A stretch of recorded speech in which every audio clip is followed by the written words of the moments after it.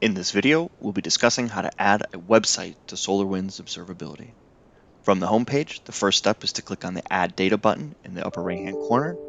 Then, under Entity Types, we'll click on Website. First, we'll set a name. Then, we'll set a URL to be monitored.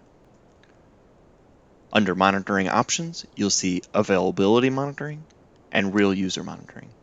This video will be focusing on Availability Monitoring.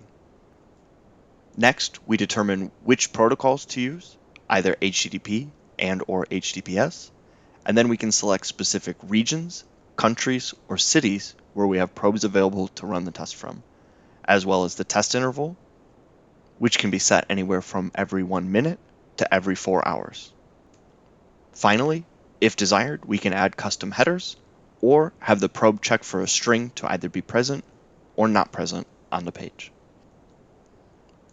The last step will be a summary view of the checks you're about to create based on the options you've chosen. You can view all the websites being monitored by navigating to the DEM section on the left-hand navigation bar.